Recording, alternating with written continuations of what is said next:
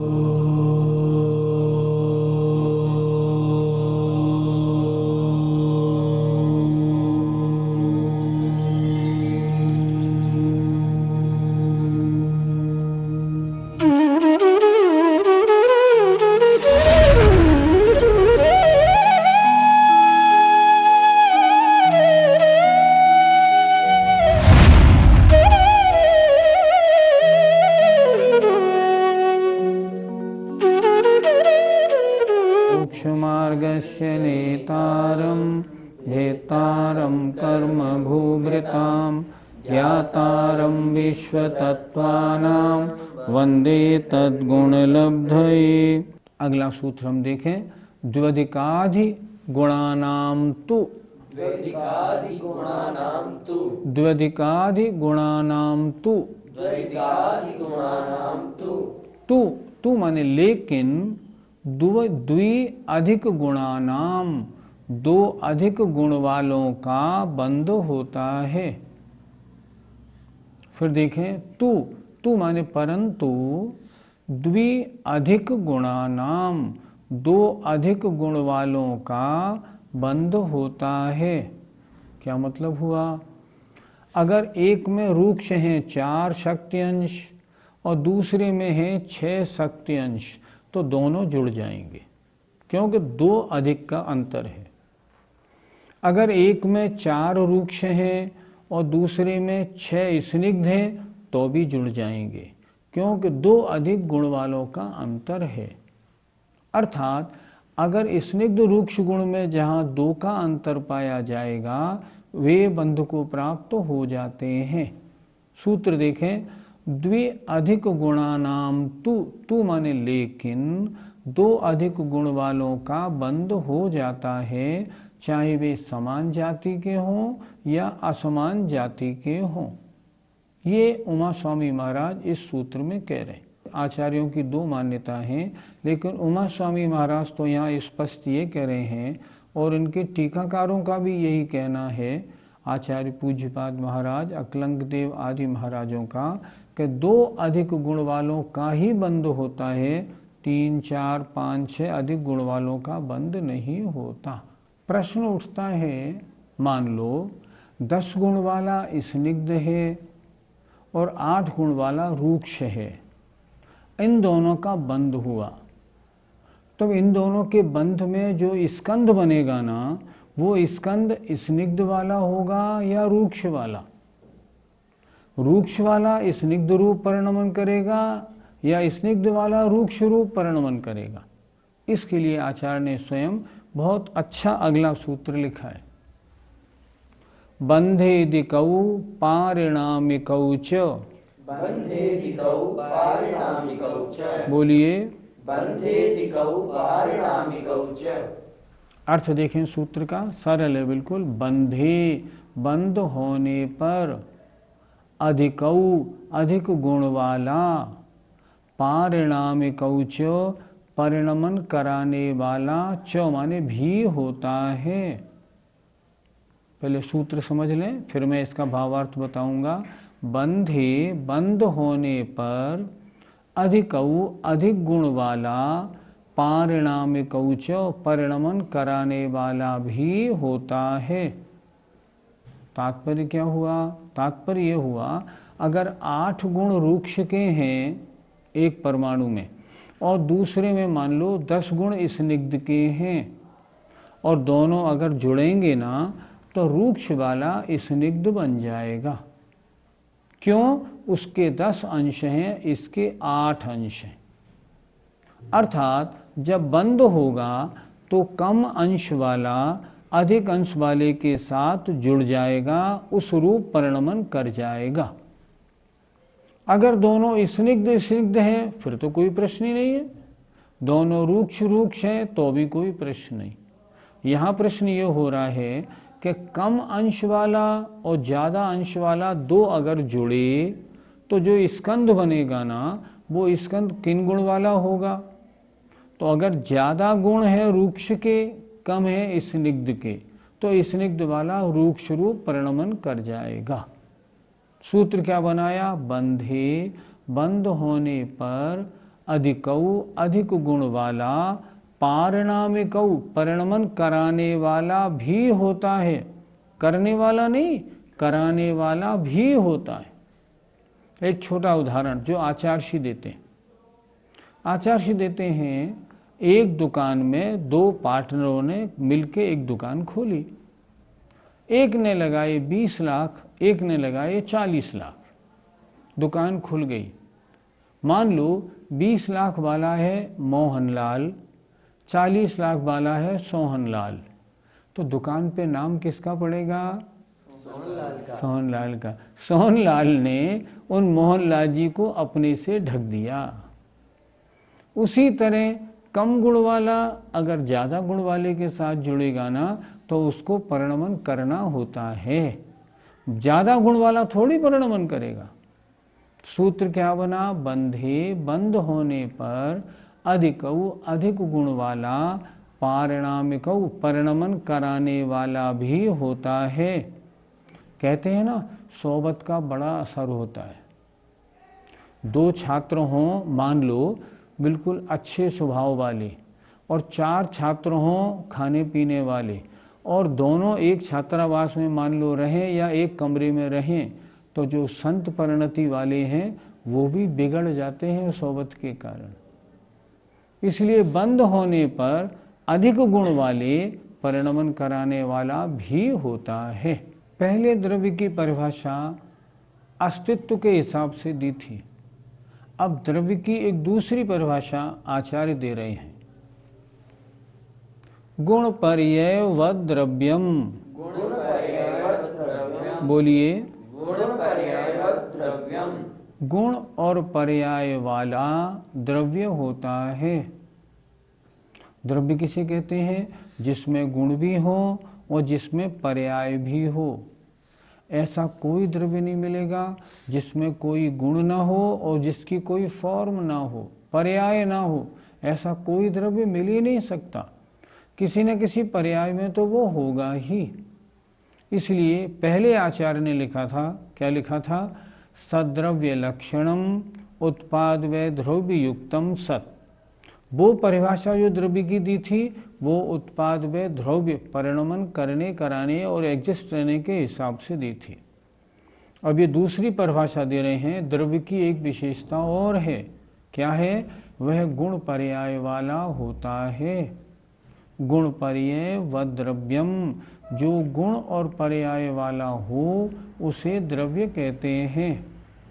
कोई भी द्रव्य हो, मान लो जीव है, गुण ज्ञान दर्शन आदि, पर्याय संसारी पर्याय, सिद्ध हो गया तो सिद्ध पर्याय, पर्याय जरूर होगी। प्रत्येक द्रव्य की पर्याय भी होगी और वह गुण वाला होगा ही। इसलिए सूत्र बना, गुण और पर्याय वाले द्रव्य होते हैं। द्रव्य से गुण और पर्याय भिन्न रहती हैं या अभिन्न? गुण और पर्यायों को न सर्वथा भिन्न कह सकते हैं न अभिन्न। वास्तव में देखा जाए तो द्रव्य में गुण और पर्याय दोनों हैं और अभिन्न हैं। लेकिन जब हम वर्णन करने बैठते हैं तब उनका अलग अलग वर्णन होता है। तो हमें क्या कहना पड़ेगा? जैसे गुण और पर्यायों से यद्यपि द्रव्य अलग नहीं हो सकता, लेकिन फिर भी वर्णन की अपेक्षा कथनचित उसका वर्णन अलग भी किया जाता है। मान लो एग्जाम्पल, सोना, सोने में पीला रूप, चिकना चिकनापना। क्या मैं आपसे बोलूं मुझे सोना मत दो, मुझे पीलापन दे दो, तो क्या आप गुण दे सकते हैं? नहीं दे सकते, क्योंकि वो अभिन्न है। लेकिन जब मैं सोने का वर्णन करूंगा तो क्या कहूँगा? जो पीला होता है, जो भारी होता है, जो चिकना होता है। तो वर्णन करते समय चाहे अलग कह दो, इस अपेक्षा अलग है, मान लो वर्णन की अपेक्षा, पर वास्तव में द्रव्य, गुण और पर्याय तीनों अभिन्न हैं। जीव, पुद्गल, धर्म, धर्म और आकाश का अच्छी तरह वर्णन हो गया, लेकिन अभी तक काल द्रव्य का वर्णन नहीं हुआ था। इसलिए आचार्य अब काल द्रव्य के बारे में सूत्र लिख रहे हैं। कालश्च, कालश्च, बोलिए। कालश्च, काल भी द्रव्य है।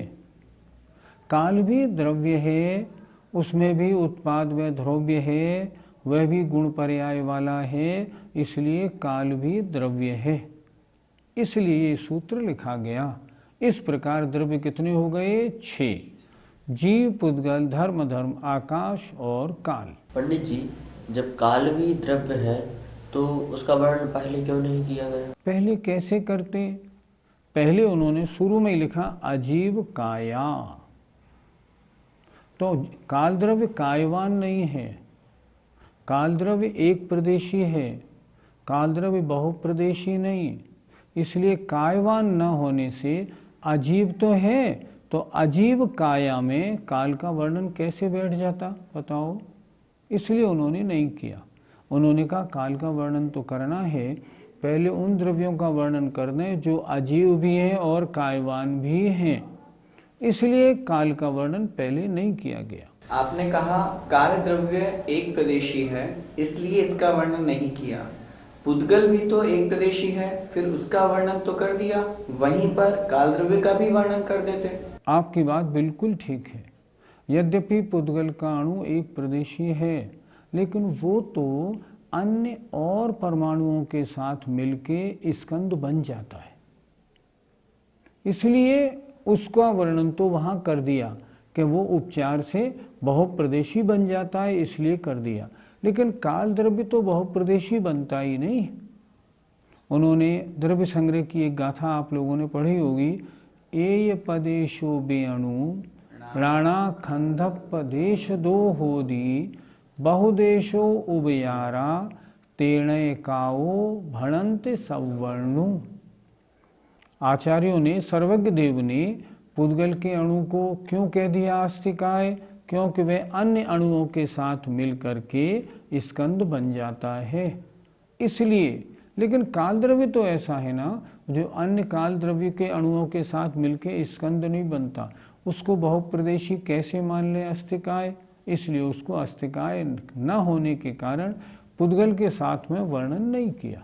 पंडित जी, काल द्रव्य एक है या अनेक, और यदि है एक है तो वो कहाँ पर है? काल द्रव्य अर्थात काल द्रव्य के अणु, काल द्रव्य की फॉर्म क्या है? अणु रूप में है।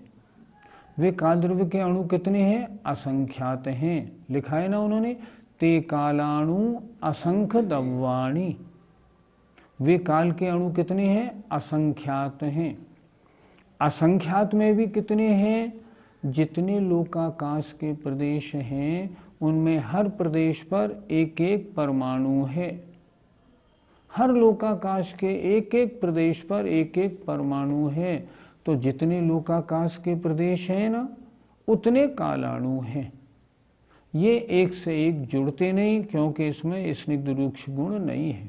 अनंत काल से अलग अलग हैं और अनंत काल तक रहेंगे। लोकाकाश का एक भी प्रदेश ऐसा नहीं जिस पर काल द्रव्य का अणु ना बैठा हो।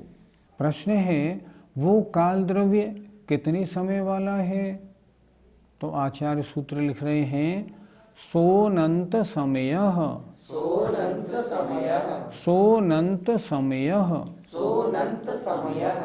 सो माने वह काल द्रव्य अनंत समय वाला है, अर्थात अनादिकाल से है, अनंत काल तक रहेगा। अनंत काल गुजर गया और अनंत काल अभी शेष है। इतना काल द्रव्य है और ये कभी नाश होने वाला नहीं है। यहाँ अभी आपने कहा काल द्रव्य अनंत समय वाला है। समय मतलब क्या होता है? समय मतलब काल का वह अविभागी हिस्सा जिसके और हिस्से ना हो सके। इसको समझाया नहीं जा सकता। इतना समझाया जा सकता है, एक बार पलक झपकने में भी असंख्यात समय लगते हैं। एक पुद्गल का परमाणु, समय की उत्पत्ति आचार्यों ने कैसे की? एक पुद्गल का परमाणु आकाश के एक प्रदेश से अगले प्रदेश पर मंद गति से गमन करे, तो जितना समय लगेगा उसको कहेंगे हम एक समय, और वो कितना होगा? बहुत ही थोड़ा। कहते हैं, मान लो एक नोटों की गड्डी ली हमने, उसमें 100 नोट हैं। हमने उसमें पिन लगानी, प्रेस के नीचे नोटों की गड्डी रखी और खट से पिन लगा दी। अब प्रश्न, आपकी जो पिन है ना वो पहले नोट से अगले नोट तक गई, इसमें कितना समय लगा? बोलो, कैलकुलेट करोगे? नहीं हो सकती है। लेकिन आचार्य कहते हैं उसमें भी असंख्यात समय होते हैं। तो समय कैसे समझाया जाए? नहीं, समय समझा नहीं सकता। जैसे पुद्गल के अणु को हम आपको नहीं दिखा सकते कि देखो इसे अणु कहते हैं, उसी तरह हम काल का जो अविभागी हिस्सा है उसको भी हम आपको नहीं दिखा सकते। समझना इतना है, काल के अविभागी टुकड़े को जिसका और टुकड़ा ना हो सके उसे हम कहते हैं समय। आपने कहा समय तो अविभागी है। कोई मुनिराज एक समय में 7 राजू गमन कर गए और सिद्ध बन गए, तो 7 राजू जो एक समय में गमन करे तो एक राजू कितने समय में गमन करे, ये भी तो आ सकता है। आपकी बात बिल्कुल ठीक है। वास्तव में समय विभाजन करने योग्य नहीं, पर कैलकुलेशन में या बुद्धि के द्वारा उसका विभाजन भी इस तरह हो जाता है। पंडित रतन चंद जी मुख्तियार ने लिखा है कि इस तरह बुद्धि से समय भी विभाजित करने योग्य है, पर वास्तव में उसका विभाजन बनता नहीं। एक अगर मान लो वो आत्मा एक राजू भी जाती ना, मान लो सिद्ध नहीं बनते और एक राजू ऊपर गमन करके स्वर्ग में पैदा होते ना, तो एक राजू गमन में भी उनको एक ही समय लगेगा। 1/7 समय या और कम समय हम नहीं बना पाएंगे। लेकिन जैसे आपने बोला इस तरह बुद्धि के द्वारा विभाजन करने योग्य हो सकती है, आपत्ति क्या है? हम मतिश्रुत ज्ञानियों के लिए समय का ज्ञान नहीं होता, तो फिर अवधि ज्ञानी मुनि राजों को तो होता है क्या? नहीं, समय का ज्ञान अवधि ज्ञानी मुनि महाराजों को नहीं होता। ये इतना सूक्ष्म विषय है जो मात्र केवल ज्ञानियों के द्वारा जाना जाता है। तत्वार सूत्र में तो अवधि ज्ञानियों के द्वारा अणु को जानने वाला भी नहीं बताया गया है, और समय का ज्ञान तो मात्र केवल ज्ञानियों को होता है, अवधि ज्ञानियों को नहीं होता। पंडित जी, छने हुए जल की मर्यादा अंतर्मुहूर्त है, पर ये अंतर्मुहूर्त होता कितना है? एक मुहूर्त माने 48 मिनट, और एक मुहूर्त के अंदर चलें तो एक समय कम 48 मिनट को कहते हैं भिन्न मुहूर्त, और 2 समय कम मुहूर्त को कहते हैं अंतर मुहूर्त। अर्थात अंतर मुहूर्त सबसे बड़ा कौन सा हुआ? 2 समय कम 48 मिनट। अब सबसे जघन्य अंतर मुहूर्त कौन सा माना जाए? सबसे जघन्य अंतर मुहूर्त का मतलब है असंख्यात समयों की एक आवली। हम एक आवली को 1 सेकंड नहीं कह सकते, 1 सेकंड से भी बहुत कम। उस एक आवली में असंख्यात समय होते हैं, और जघन्य अंतर मुहूर्त होता है आवली प्लस 1 समय। तो आवली प्लस 1 समय से लेकर 2 समय कम 48 मिनट के बीच के काल को आचार्यों ने अंतर मुहूर्त कहा है। अर्थात अगर आप ये बोले ना कि पानी छने की मर्यादा हम कितनी माने, तो ये कहना पड़ेगा विदिन 48 मिनट्स। 48 मिनट से ज़्यादा नहीं, 48 मिनट के अंदर अंदर ही उसकी मर्यादा रखनी। ये होता है अंतर मुहूर्त। और अंतर मुहूर्त को बहुत जगह प्रयोग किया जाता है ना।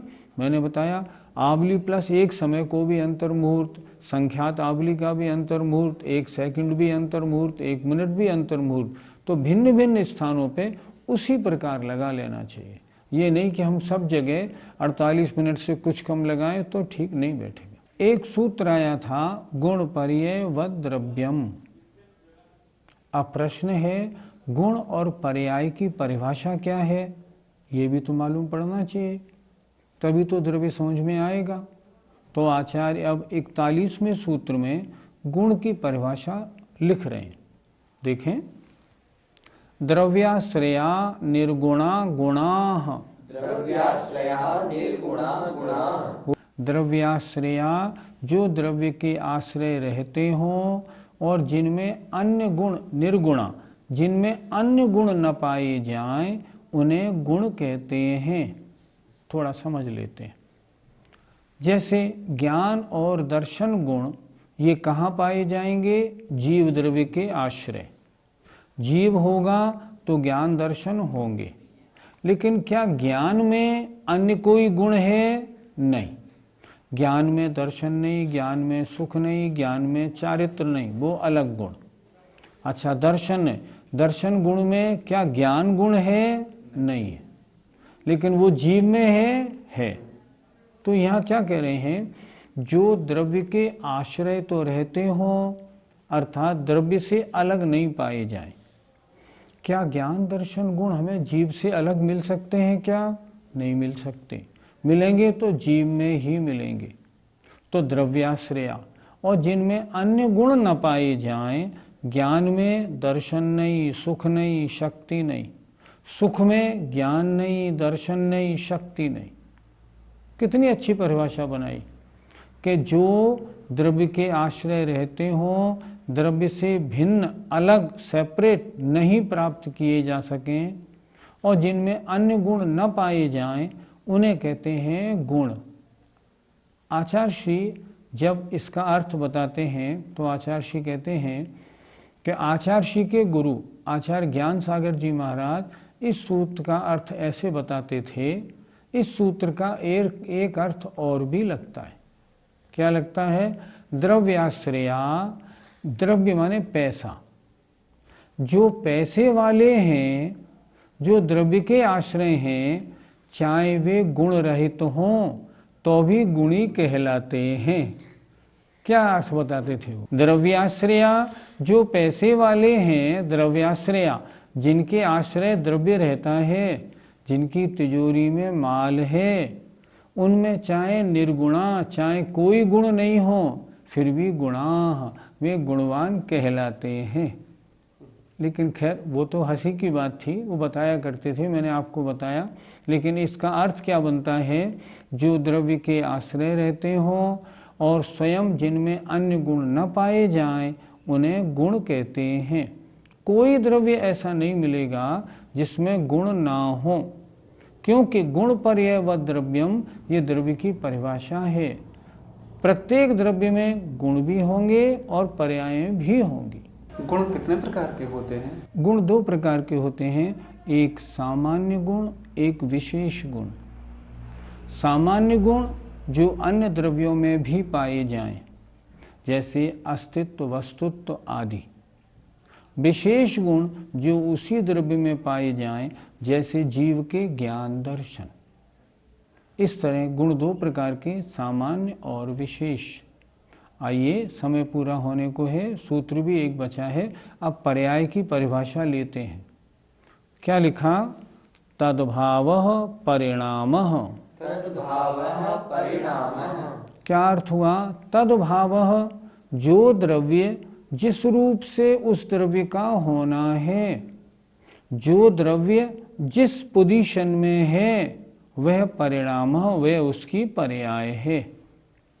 उंगली की पर्याय ये है, अब ये है, अब ये है, अब ये है, अब ये है। ये उंगली, इसका जिस प्रकार होना है, तद्भावः, द्रव्य का जिस रूप होना है वही उसकी पर्याय है। मैं खड़ा हूँ तो खड़ी पर्याय, बैठा हूँ तो बैठी पर्याय, लेटा हूँ तो लेटी पर्याय।